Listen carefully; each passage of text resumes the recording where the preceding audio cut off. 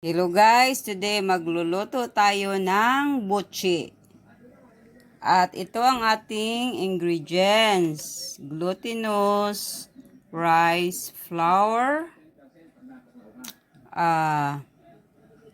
Glutinous rice flour. Dayon, 1 cup white sugar.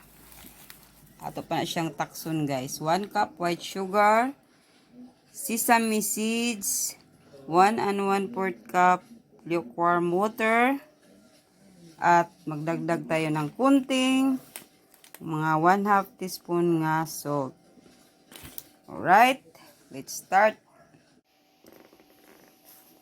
This is the 1 cup white sugar guys. Tutunawin natin sa 1 and 1/4 cup na lukewarm water.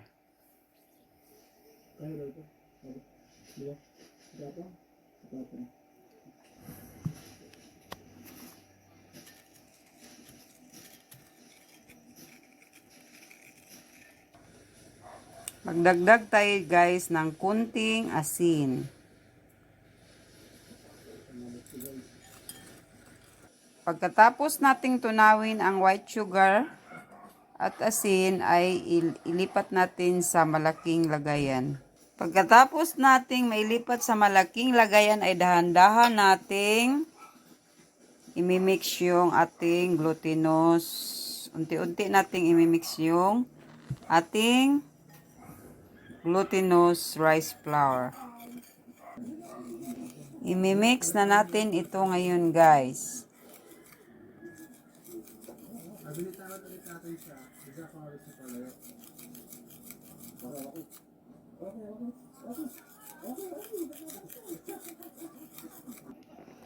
Magdagdag pa tayo guys.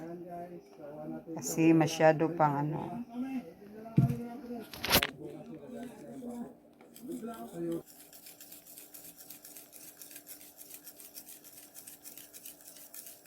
Para na siyang ano guys oh. Para ng typhoon. Mix natin hanggang sa ano siya, naging dough. Yung panghuling mixture.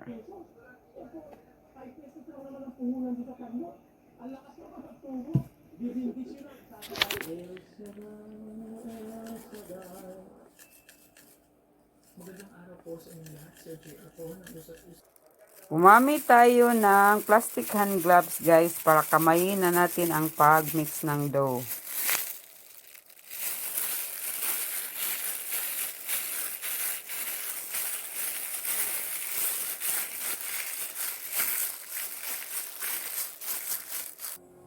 Masyadong malabnaw yung dough natin guys, kaya magdagdag pa tayo ng glutinous rice flour. Siguro mga ano lang yun guys, 1/2 cup. At i-mix natin.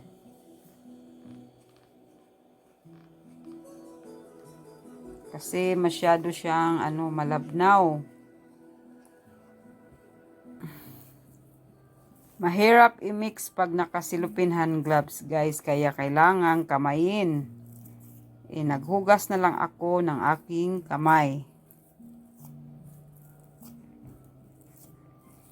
I-mix natin ang dough hanggang sa tamang-tama na siyang pormahing circle, bilog. Kasi masyadong malabnaw ganina guys. So, dinagdagan ko na lang ng glutinous rice flour para na maano siya. Ito na ang ating dough guys.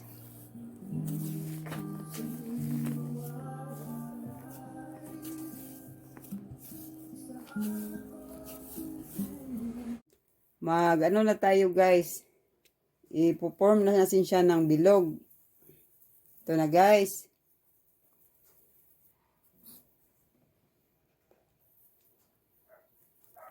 Ito na po siya guys. Bilog na. I-dip natin sa water at saka i-roll natin sa sesame seed. Yan guys.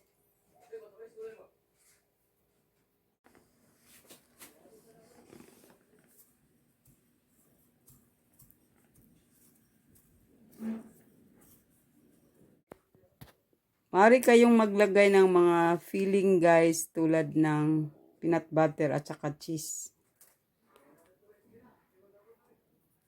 Lagay nyo lang sa gitna guys.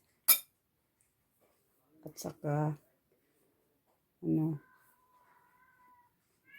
close at saka pormahing bilog. Ganyan lang guys.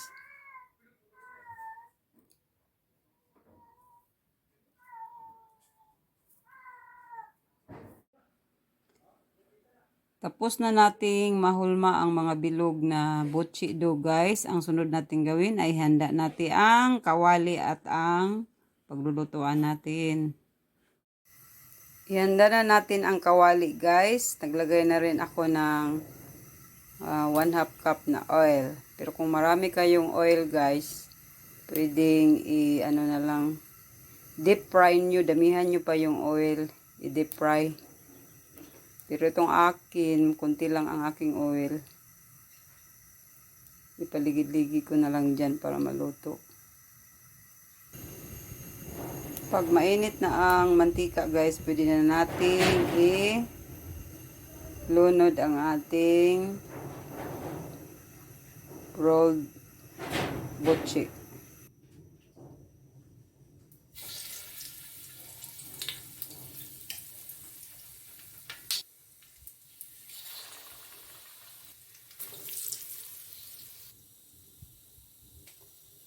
Lutuin natin sa medium heat guys para hindi siya mapagod ang ating sesame seed.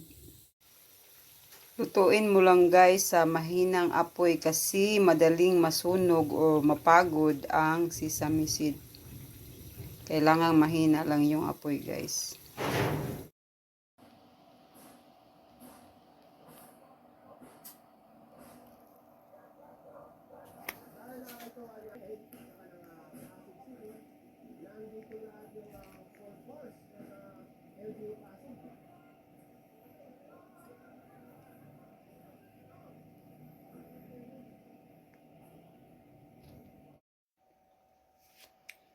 So guys, pagkatapos nating maluto ang ating butchi ay tikman na natin. Tikman na natin ang ating butchi guys. Ito guys, butchi.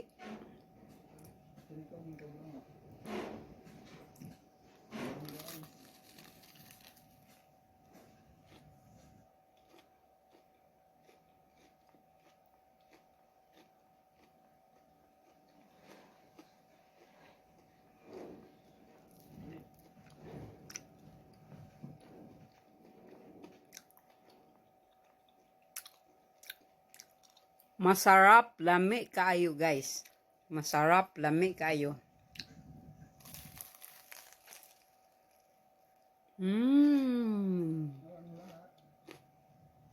Masarap, lami kaayo.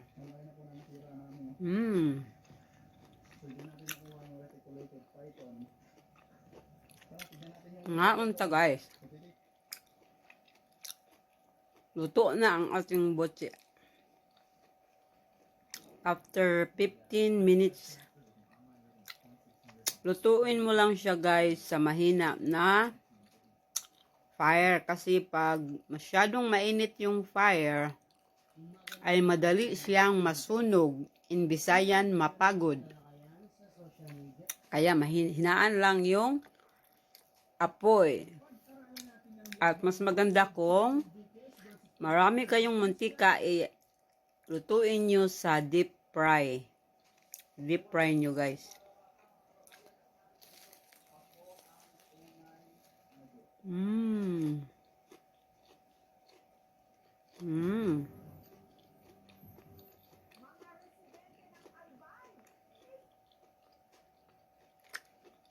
Parisan natin guys ng ating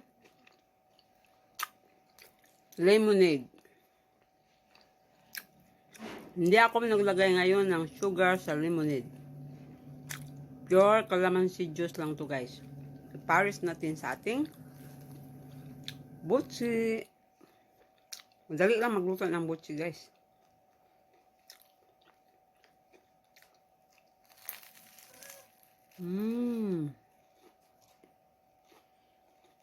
Masarap, lami kayo.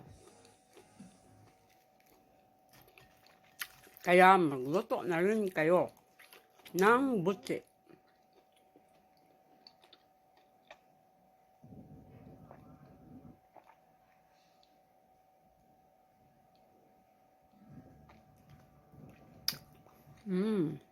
No sugar lemonade. Calamansi juice.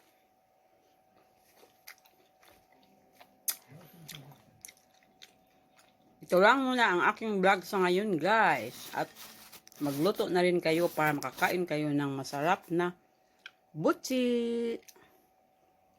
Bye!